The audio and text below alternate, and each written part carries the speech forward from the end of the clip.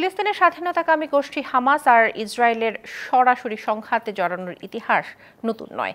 তবে গাজায় ইসরায়েলের সাম্প্রতিক আগ্রাসন এবং এর ফলশ্রুতিতে শুরু হওয়া যুদ্ধ চলে 15 মাস ধরে। সীমাহীন রক্তপাতের পর অবশেষে আশার আলো নিয়ে এলো যুদ্ধবিরতি কার্যকরের পদক্ষেপ। গাজায় হামাস ইসরায়েল যুদ্ধ শুরুর পর থেকে ঘটনা প্রবাহ দেখে নেব এবার। ঘটনা শুরু 2023 সালের 7ই অক্টোবর। ফিলিস্তিনের স্বাধীনতাকামী সশস্ত্র সংগঠন হামাসের বন্দুকধারীরা সীমান্ত ভেদ করে ইসরায়েলের ভূখণ্ডে প্রবেশ করে নজিরবিহীন আক্রমণ চালায়।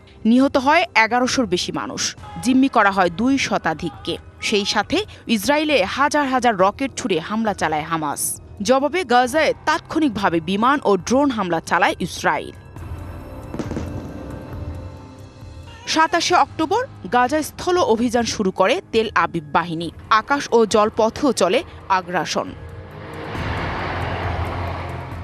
2023-এর 21শে নভেম্বর যুক্তরাষ্ট্র, কাতার ও মিশরের মধ্যস্থতায় প্রথমবার যুদ্ধবিরতি চুক্তি হয়। তবে সপ্তাহের মাথায় তা ভেস্তে যায়। 24শে ডিসেম্বর নতুন যুদ্ধবিরতি এবং জিম্মি মুক্তি চুক্তিতে সম্মত হয় উভয় পক্ষ। 2024 সালের 31শে মে মার্কিন প্রেসিডেন্ট জো বাইডেন গাজায় 3 পর্যায়ের একটি যুদ্ধবিরতি প্রস্তাবের রূপরেখা দেন। 10ই জুন জাতিসংঘের নিরাপত্তা পরিষদ যুদ্ধবিরতি পরিকল্পনাকে সমর্থন করে একটি প্রস্তাব পাশ করে। কালার এক্সপার্ট, জর্জ স্যাপ এবং মাইল্ড অন হ্যান্ডস টেকনোলজি সমৃদ্ধ অরিক্স ক্রিস্টাল ওয়াশ আপনার 31শে জুলাই ইরানের রাজধানী তেহরানে হামাসের রাজনৈতিক প্রধান ইসমাইল হানিয়ে হত্যাকাণ্ডের পর স্থগিত হয় আলোচনা। 17ই অক্টোবর দক্ষিণ গাজায় আরেক হামাস নেতা ইয়াহিয়া সিনওয়ারকে হত্যা করে ইসরায়েলি বাহিনী।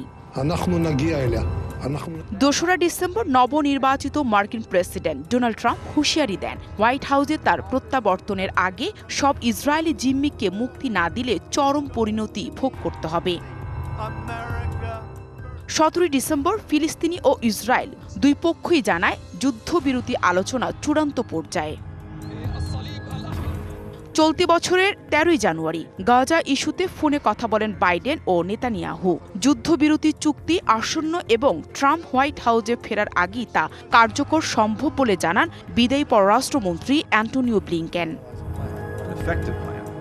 15ই জানুয়ারি মধ্যস্থতাকারী দেশ কাতারের প্রধানমন্ত্রী জানান যুদ্ধবিরতিতে সম্মত হয়েছে হামাস ও ইসরায়েল। 17ই জানুয়ারি কয়েক ঘণ্টা ব্যাপী আলোচনার পর চুক্তিতে অনুমোদন দেয় ইসরায়েলের মন্ত্রিসভা, যদিও বিরোধিতা করেন ডানপন্থী 2 মন্ত্রী। অবশেষে 19শে জানুয়ারি স্থানীয় সময় বেলা 11:15টায় গাজায় কার্যকর হয় বহুল প্রতীক্ষিত যুদ্ধবিরতি। Nahida Rinthi, DBC news desk.